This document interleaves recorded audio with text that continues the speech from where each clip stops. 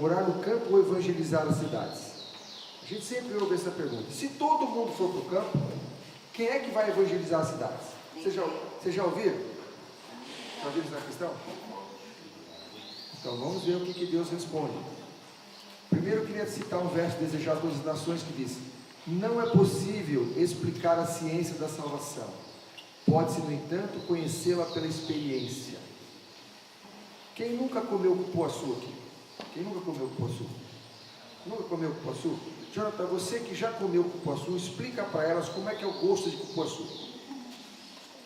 Um pouco azedo e ele... não sei, é difícil explicar. Você sentiu o gosto do cupuaçu nessa boquinha assim? Sentiu? Não. Gente, a experiência com Deus tem que ser individual. Não dá para explicar a ciência da salvação. A gente consegue teorizar, mas explicar precisa viver.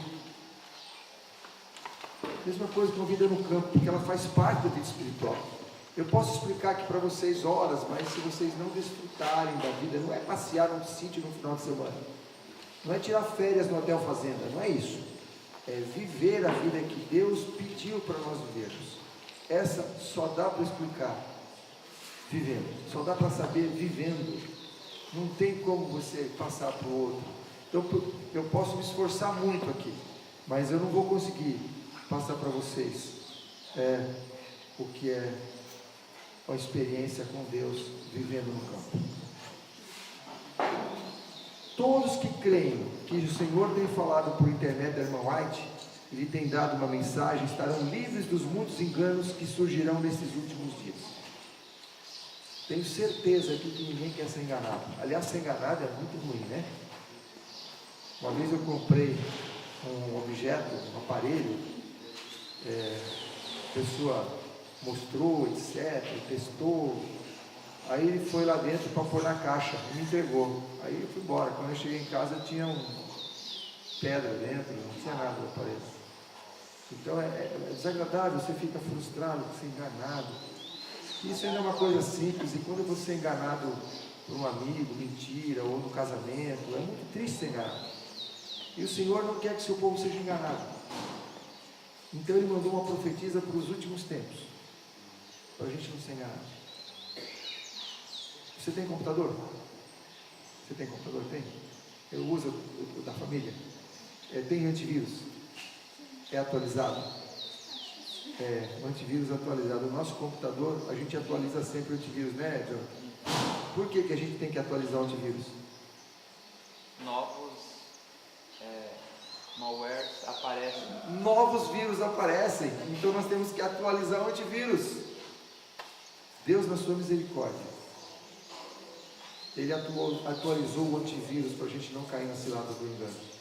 Só que Deus é tão bom, tão misericordioso, que o antivírus dele vem antes do engano. O antivírus do homem, ele vem depois do engano. Primeiro aparece o vírus, aí vem o antivírus.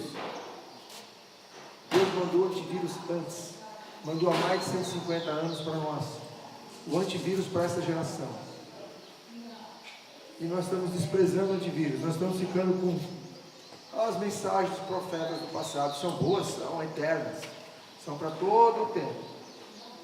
Mas Deus mandou uma mensagem específica para nós. Na Bíblia está escrito que a gente não deve fumar. Tem algum lugar na Bíblia que não deve fumar? Não tem. Por quê? Por quê? Porque nem existia fumo naquela época. Então como é que Deus ia dar uma ordem para um povo não fumar se nem fumo existia? Isso, por não estar na Bíblia, quer dizer que nós estamos autorizados a fumar? Não. Tem um princípio geral na palavra de Deus, que é de saúde. Mas o específico, para não fumar, está no Espírito de Profecia, escrito pela sua profetisa Ellen White, que Deus levantou em 1854 para alertar um povo, não só para alertar, mas para dirigir o povo, para formar o povo para a vitória final. Você acredita nisso?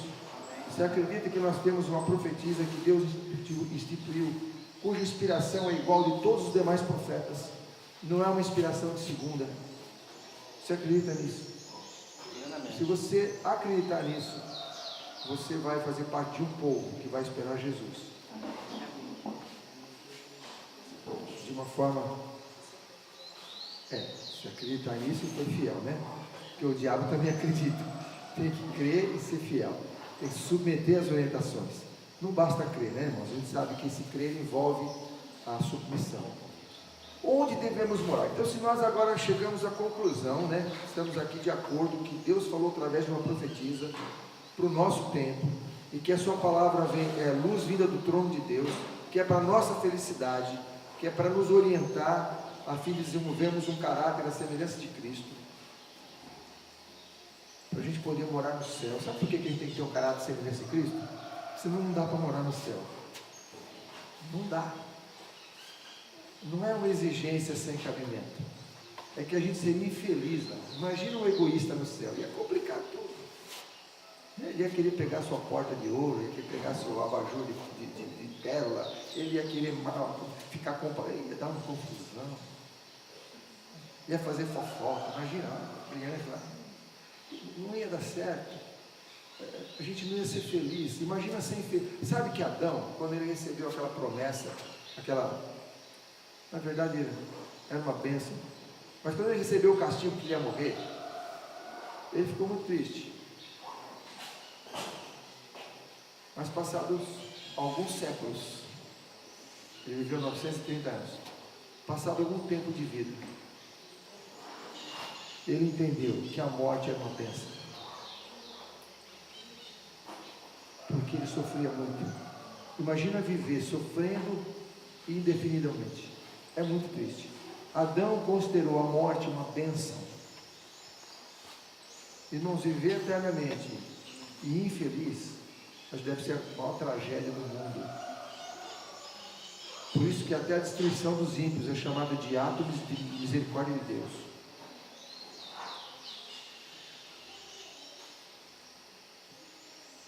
Então nós temos que estar preparados para morar no céu, para ser feliz. E o Senhor quer que nós desenvolvamos um caráter que possa ser feliz lá internamente. E sabe qual é a base da felicidade do céu, irmão? É servir. A base da felicidade do céu é servir.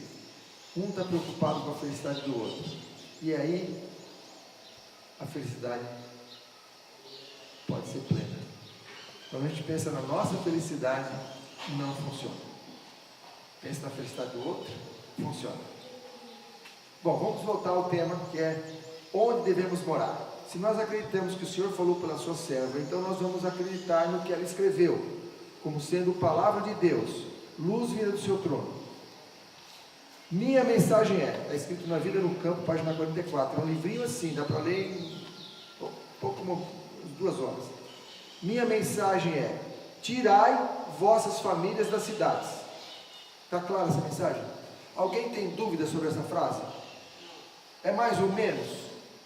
Não, é contundente. Tirai vossas famílias da cidade. Quer os homens ouçam, quer não, a mensagem deve ser dada. E ela escreveu quando isso?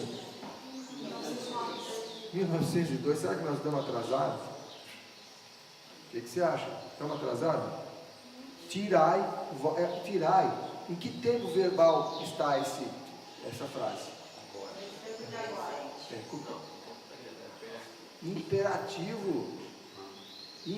Tirai é uma ordem. Tirai, não é um conselho. Olha, conselho? Não. É uma ordem. Tirai vossas famílias das cidades. Quem é louco que desobedeça o conselho de Deus? A mesma voz que advertiu a Ló de que devia abandonar Sodoma, o que diz a palavra ali? Ordena-nos, não é orienta-nos, não é aconselha-nos, é ordena-nos a quê? Sai do meio deles e apartai-vos. Está em Mensagens Escolhidas, volume 2. Saí do meio deles e apartai-vos. Mensagens Escolhidas, volume 2. Qual é a ordem? E onde Ló morava? Na cidade. Mandou sair, sai. Essa mesma voz está mandando a gente sair das cidades. Devemos imitar Ló? Essa é uma pergunta capciosa. Devemos imitar Ló? Sim. Sim, não. Ele obedeceu e saiu. Ló tinha espírito demasiadamente vagaroso. Não nos assemelhemos a ele. Irmão, Ló obedeceu no último segundo. Ainda foi arrastado pelos anjos. E o que aconteceu por causa dessa demora? O que aconteceu? Perdeu toda a família. Toda a família. Você quer se demorar? Quer ir no último momento? Talvez você se salve. Mas e a sua família? E seus filhos? Eu tenho amigos que ensaiaram para o campo. Ensaiaram, foram ver sítio, chegaram até quase comprar. E os filhos estavam empolgados de morar, e já estavam falando em cavalo, e não sei o quê, e isso e aquilo, animaizinhos, e as crianças se empolgam com os animais, né? É uma bênção. Passou o tempo, os filhos cresceram um pouco. Hoje os filhos nem passear no campo querem. E agora? E agora? Como é que você retoma isso? Ló tinha espírito demasiadamente vagaroso. Não nos assemelhamos a ele. Alguns se apegam àquele texto, tem que fazer tudo com planejamento. Lógico que tem que fazer com planejamento, mas há quantas décadas de planejamento? Planejar é rápido. Faça e executa. O Senhor vai abrindo as portas, você vai passando. Está planejando, e o tempo passando, e o diabo não perde tempo. O diabo não perde tempo. Os que obedecem a esta advertência, que é esta advertência? De sair das cidades, encontrarão um refúgio.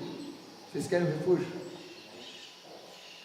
Como é bom ter um refúgio. Nós não passamos por guerra nesse país,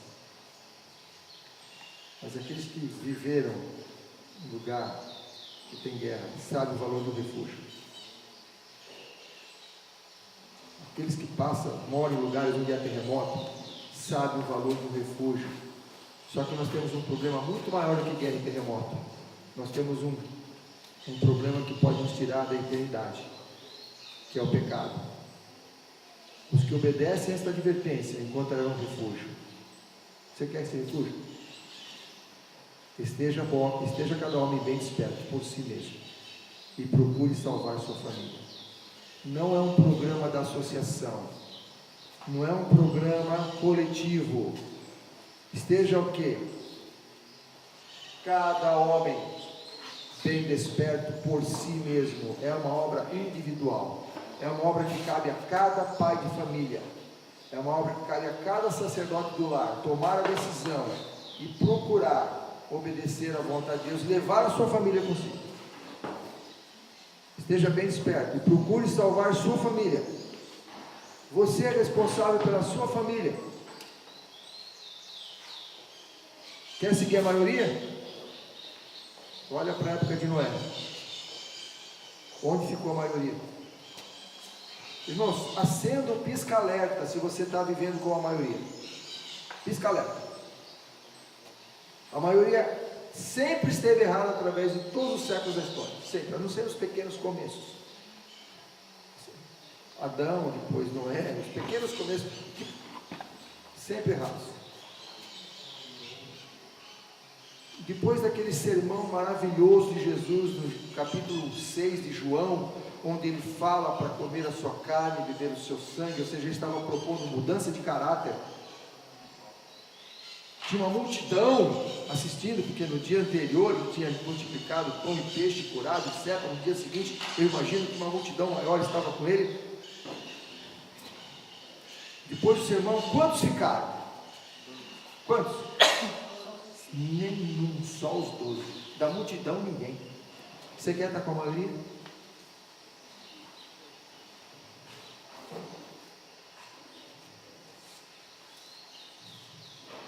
E como serão evangelizadas as cidades? Agora todo mundo pulou para o campo, certo? Depois dessas orientações, eu acredito que está todo mundo decidido a morar no campo. Se a gente acredita que Deus falou através de sua serva, se nós acreditamos que essa é a palavra de Deus, se nós entendemos que ali há uma ordem imperativa, se nós entendemos que é a nossa obrigação agora diante de Deus, para a nossa salvação, da nossa família, irmos para o campo, então agora nós já estamos morando no campo. E agora as cidades, quem vai evangelizar?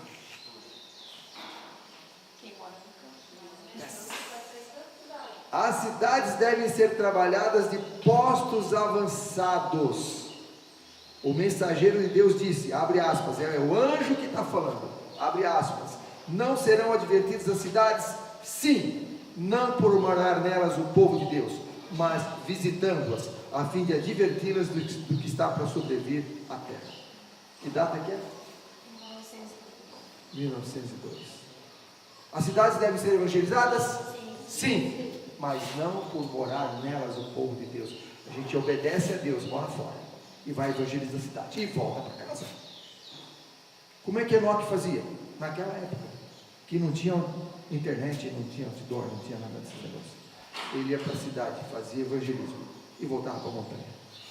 E ele ficava lá o tempo mínimo possível para não se contaminar. E quando tinha interessados, na verdade, o que ele fazia? O que ele fazia, João? Levava para a montanha. Vamos continuar estudando lá, eu não vou ficar dando estudo aqui não. Vamos estudar comigo lá na montanha, que não dá para estudar, é muito barulho. A irmã Heleninha, ela fala que o barulho das carroças, a irmã Heleninha é a irmã Ellen White, até o barulho das carroças, o barulho das carroças nas cidades causam prejuízo à saúde mental, prejudicam a mente. E se ela escutasse moto com escapamento cerrado, hein? Carro de som fazendo propaganda de político. Gente, a minha filha tinha uns 10 anos, né? A gente saiu, ela tinha 12.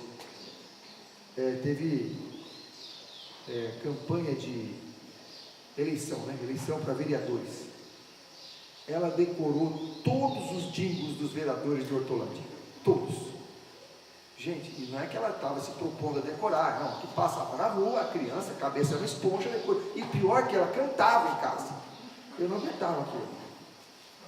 Gente, que triste. O que os nossos filhos estão ouvindo? O que eles estão vendo? Às vezes você para no semáforo, o carro do lado está com uma música que eu sinto vergonha de estar escutando junto com a minha esposa. Eu sou obrigado a ouvir aquilo, porque não tem como. O sujeito faz questão de demonstrar ao mundo o seu mau gosto. E aí, palavras indecentes. Sabe, você fecha o vidro, tem que ligar alguma coisa para abafar o som do outro carro. Muito complicado. Hoje o pecado ele está assim, tão à vista, tão à mostra. E os nossos filhos vão crescendo vendo isso. E sabe o que eles vão considerar? Que o pecado é natural. Que aquilo é normal. Dia dos namorados você não pode olhar para nenhum outdoor mais. Está difícil. Pessoas na rua passando, casais que não deveriam ser casais. Os filhos olham tudo isso, é normal. Convive, vai assimilando uma cultura como se fosse normal. Os filhos de Ló viram tudo aquela coisa errada na cidade, o tempo todo. As filhas de Ló que fizeram? Não, vamos embebedar nosso pai, vamos ter, sabe? Da onde veio essa ideia? O povo de Israel, depois de vaguear 40 anos no deserto, tomou posse da cidade, tomou posse do país.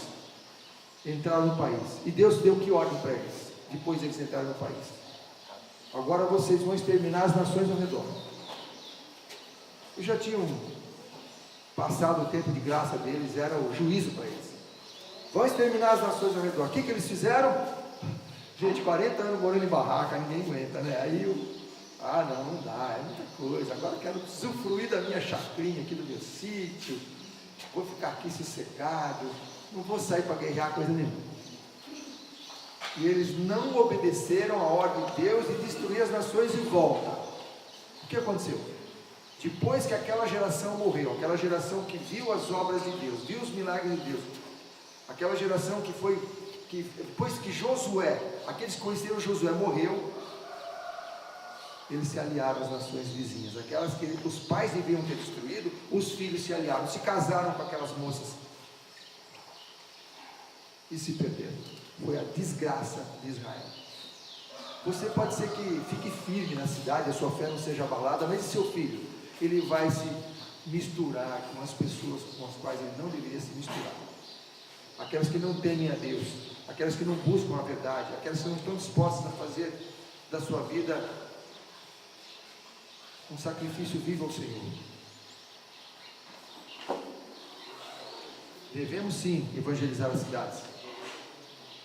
mas não por morar nela. E como vou me sustentar? Agora é o seguinte, eu estou no campo, já entendi que eu tenho que morar no campo, já entendi que eu preciso evangelizar as cidades de postos avançados, ou seja, morando no campo, e eu vou viver de quê? Aí eu te pergunto, quem é o teu patrão? Quem é que te sustenta? Quem sustentou Israel no deserto durante os 40 anos? Irmão, tinha ar-condicionado, tinha aquecedor. Você sabe quantas pessoas aproximadamente tinha naquele povo? Aproximadamente 1,5 milhão de pessoas, uma cidade de Campinas. Sabe quanto de alimento caía do céu por dia para eles? Calculando 1,5 milhão de pessoas e a medida de um gomer por pessoa, caía 970 toneladas de maná por dia. Quanto de água precisa para saciar a sede de 1,5 milhão de pessoas? Biquinho, a gente vê essas fotos aí, essa foto não, gravura de água saindo da rocha, vê lá um jorriquinho de água. Gente, que devia ser uma coisa, uma cachoeira para 1,5 milhão de pessoas por dia tomar banho, beber água. Animais. Nosso Deus é poderoso, irmãos. O problema é que a gente não confia mais no Senhor. Nós perdemos a confiança no Senhor. Nós confiamos no nosso patrão, no nosso emprego, no nosso concursinho público. Aquele concursinho que você não quer largar de nenhum. No nosso diplominha. A gente confia nisso. Maldito o homem que confia no homem. Quem é o provedor? Quem é o provedor da família? Quem que é o provedor da família? Deus é o provedor, muito obrigado. Deus é o provedor, não é o marido que é o provedor. O marido é o que da família? O sacerdote. E se Deus é o provedor, ele pode sustentar só na cidade? Em qualquer lugar. O Senhor é o provedor. O que diz Salmo 127, versículo 2? Inútil vos será levantar de madrugada, deitar tarde e comer o pão de dores, porque Deus sustenta os seus amados enquanto dormem. Você acredita nisso? Se você acredita nisso, então não se preocupe, quem vai te sustentar no campo. Engraçado, você dorme, a plantinha está de um jeito, você acorda, ela está de outro, ela já cresceu durante a noite. Uma vez eu levantei de madrugada para ver se eu via ela crescendo. Falei, quero ver você crescendo. Deus sustenta seus amados enquanto dormem. Irmãos, eu poderia contar para vocês inúmeras experiências de como Deus tem me sustentado. Hoje eu tenho uma receita inferior, 10% ou menos do que eu ganhava quando morava na cidade. Eu vivo com o dízimo do que eu ganhava antes. Mas eu conheço pessoas que não têm receita nenhuma. E não tem faltado nada para a gente. Nossa casa sempre recebe visitas. Nós recebemos mais de 2.000 visitas nesses últimos 10 anos, 9 anos e meio. O Odaí, que mora conosco lá, na conta dele dá mais de 3.000, mas eu vou deixar por 2.000. 2.000 visitas. Pessoas que vão lá, se alimentam, tomam banho, usam energia elétrica, etc. E a gente não cobra nada.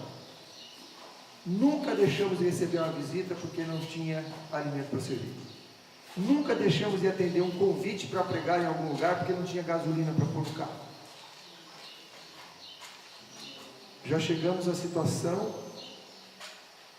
de passar o cartão naquela máquina de sair dinheiro, né, o cash dispenser. Eu fui tirar R$90. E pela primeira vez na minha vida apareceu saldo insuficiente. Aí eu puxei o saldo. Tinha R$8,90. Não dava para tirar nem os R$10. Aí eu falei, Senhor, o Senhor é o meu patrão. O Senhor sabe das minhas necessidades, eu não preciso nem lhe falar. Se o Senhor quiser que eu continue trabalhando para o Senhor, o Senhor faça um milagre. Se o Senhor quer que eu volte a trabalhar profissionalmente, eu gosto do que eu sei fazer. E o mercado está propício. Porque no meu trabalho, quanto pior mais crise, pior a crise, mais eu tenho trabalho. Mas se o Senhor quiser, né, que eu continue nessa obra,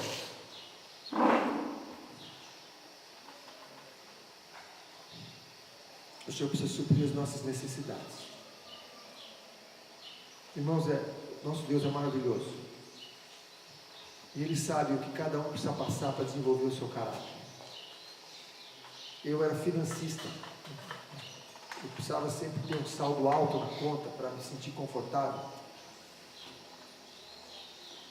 Então Deus me levou a uma situação de quase zero. 8,90 e zero está muito perto, viu? Pode ter certeza. Para saber em quem que eu tinha que confiar. E o nosso Deus nunca falha. Sabe o que é nunca falha? É nunca falha. Eu não tenho tudo o que eu desejo,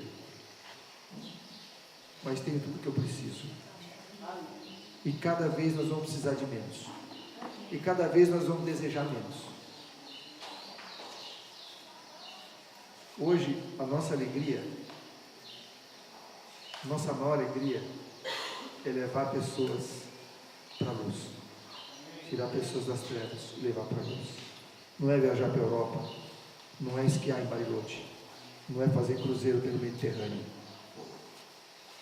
não é pescar no Pantanal. Hoje a nossa alegria é ver pessoas entregando a vida a Jesus, é ver pessoas jovens se dedicando à obra do Mestre, se consagrando a Ele. Essa é a nossa alegria.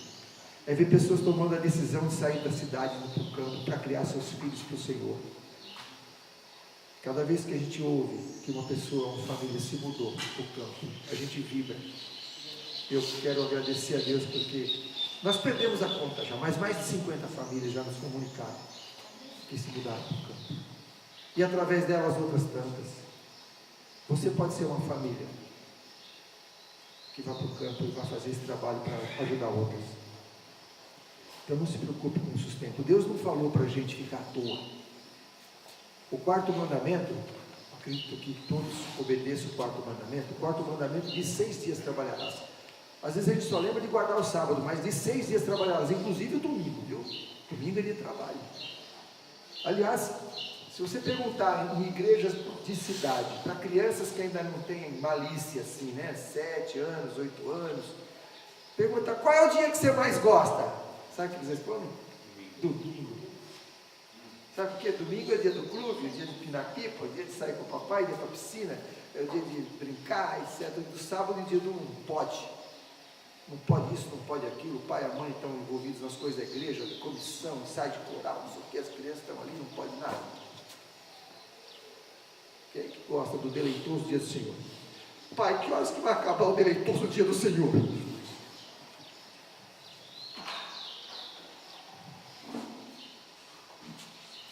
No campo, o sábado é o dia mais feliz, porque o domingo é um dia comum, e no sábado as crianças têm um dia diferente, especial.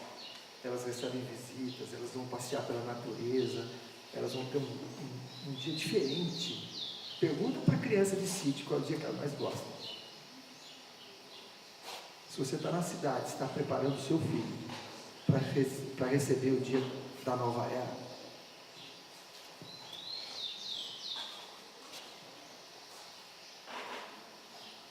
você vai ver mais simples, viu? Você vai aprender o que é lavar roupa embarreada. Minha esposa, quando pegou minha primeira calça cheia de barro, chorou. O que eu faço com isso aqui? Depois ela descobriu as maravilhas do tanquinho. É assim, a gente é empregada para fazer tudo. No campo não tem empregada. Minha esposa precisou assumir e eu ajudar. E minha filha, que quando morava na cidade, não queria nem arrumar a cama, parecia que ia quebrar os braços, nem lavar a louça, parecia que ia derreter os dedos. No campo, aprendeu a fazer tudo, e faz com gosto, começou a fazer com gosto, com alegria, com iniciativa, porque agora ela está imitando a mãe, ela não queria imitar a empregada. Os filhos aprendem por imitação, não é o que você fala, é o que você faz. Vendo a mãe fazer, ela passou a fazer. Agora na cidade, o pai está num lugar, a mãe no outro, o filho está no depósito de crianças, quem que ele vai imitar? Quem que ele vai imitar? Por que devo me mudar para o campo? Por quê? Quando devo me mudar para o campo? Bom, o porquê nós estamos falando o tempo todo, né? Mas vamos dar, eu queria uma resposta bem pontual. Por que eu devo me mudar para o campo? Ter melhor saúde. Ter melhor saúde. Esperar para estar no céu. Tudo isso eu gostei. Mas tem uma mais básica ainda. Meu caráter. Alguém ouvi. Caráter. Porque Deus mandou. Temos que mudar para o campo porque Deus mandou. Ele não precisaria dar uma explicação nenhuma para nós. Nenhuma. Eu não precisaria ter nenhum argumento aqui. Nada. Nada de filho, nada disso, nada de saúde mental, nada. Nenhuma explicação. Deus mandou, obedece. Por que eu preciso de explicação? Deus, na sua misericórdia, ainda dá explicações para nós. Mas não precisaria dar. Mandou, obedece. Ele não é nosso Deus. Nós somos servos. Nós nos ajoelhamos diante dele. O que quer dizer isso? É submissão. Se Deus mandou, ponto final, não tem nem que discutir, não teria que dar nenhuma palestra mais, ponto, acabou. Sabe por quê, irmãos? As ordens do nosso Deus são por nossa felicidade, são ordens de amor, e toda a ordem de Deus é uma promessa o quê?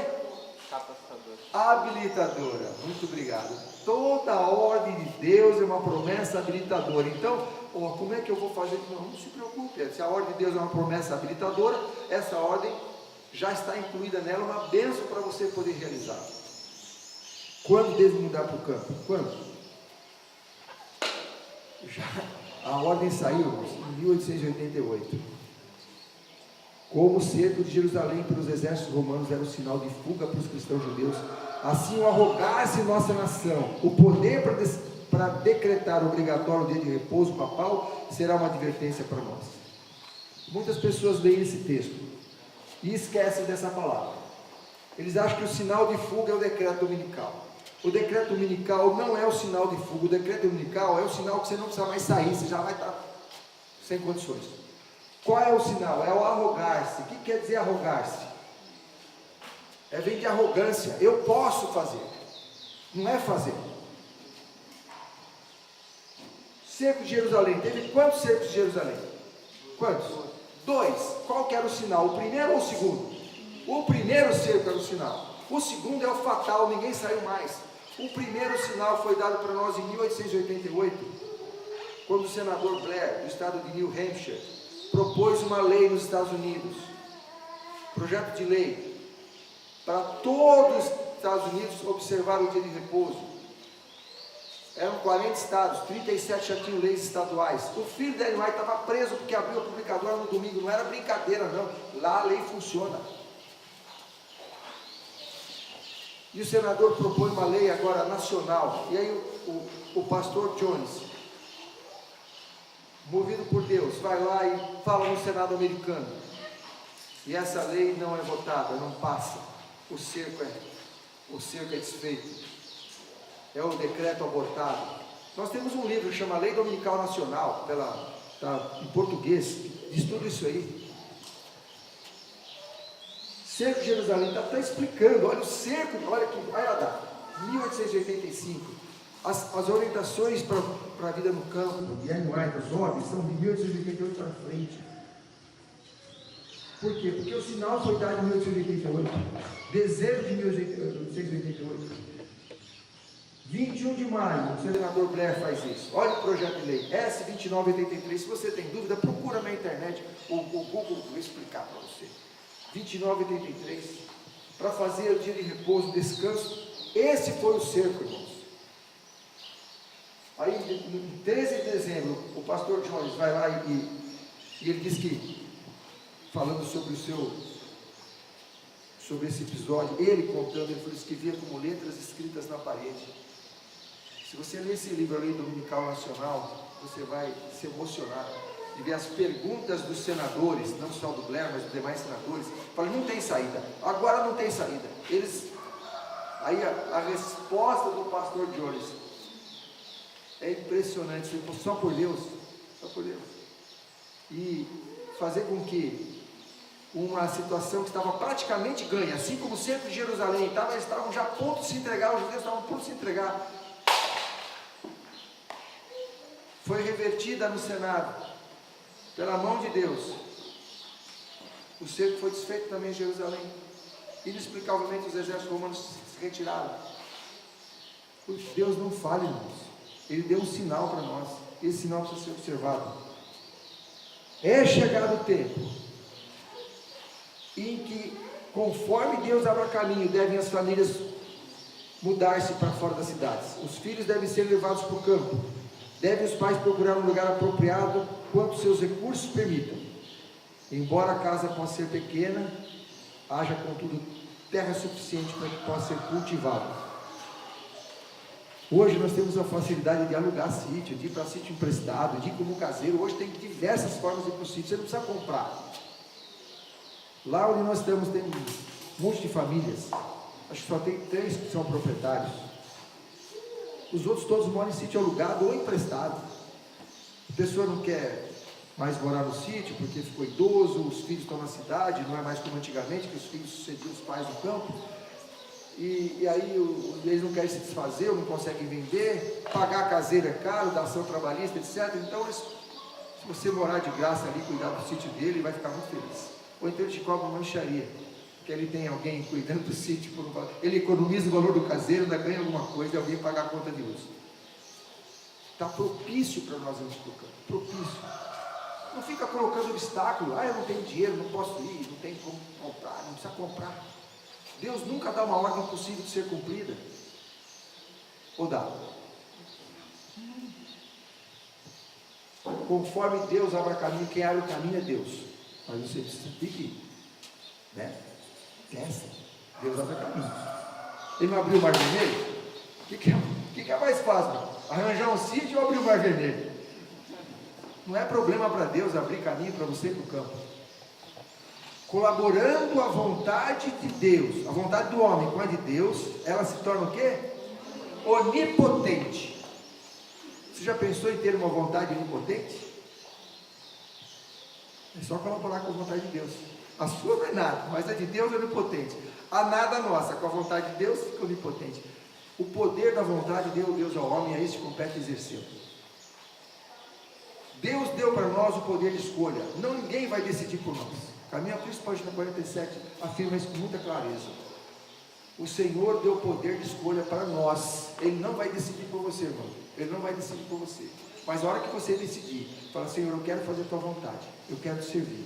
Aí então Ele opera o que Ele efetuar. Amém? Amém. Todas as suas promessas são o quê? Suas ordens são o quê? Promessas habilitadoras. Lembra desse texto, é fácil de decorar. Parábola de Jesus, 3:3. Agora eu vou encerrar mostrando umas fotos para vocês. Poucas fotos, mas só para vocês terem uma ideia do que, visual do que eu estou dizendo. Veja essa foto. Está muito claro aqui, mas dá para entender, né? Essa aqui é uma menina real, tá? Não é em desenho não. Ela chama Bia, nossa vizinha. Esse é o bichinho de estimação dela, o Floquinho, é um boi. Ela chama, ele vem, deita no colo. Esse aqui são 2 coitados que estão morando na cidade, tomando refrigerante e jogando videogame. Porque quem está sendo preparado para a eternidade? Quem está sendo preparado para o... Você tem dúvidas onde é o melhor? Agora, como é que uma criança que vive num caixote trancada, ela vai fazer o que durante o dia? Pedir televisão, Não precisa amarrar essa criança. Você tem que dar espaço para ela, atividade para ela. Bom, eu vou falar amanhã mais sobre filhos. Eu vou pular o que eu ia falar agora. E aqui? Essa aqui é a minha filha caçula, Mariana. Ela é missionária na Itália. Uma bênção. Nossos filhos deviam ser todos missionários, irmãos. Os filhos adventistas deviam se preparar para ser missionários, não para ser profissionais bem-sucedidos. Isso é um engano. Os nossos filhos deviam ser incentivados, motivados para serem missionários. Todos missionários. Você quer ser missionário? Olha aqui, olha só, olha a adrenalina, olha a expressão. Imagina, você acha que nós vamos ter isso no céu? Esse aqui é o Tutankhamon Tukanovsky Tuskene Herbert da Silva Júnior, é o nome do Tucano. Ele já faleceu, mas foi uma graça. Enquanto morou com a gente, vivia solto, era o nosso amigo. Foi salvo de uma situação difícil e ficou nosso amigo. E quem quer videogame com um bichinho desse? Quem quer videogame tendo um amiguinho boi? Nós somos responsáveis por prover isso para os nossos filhos, irmão, esse tipo de experiência. Olha, você acha que essa criança tem vontade de comer um bife?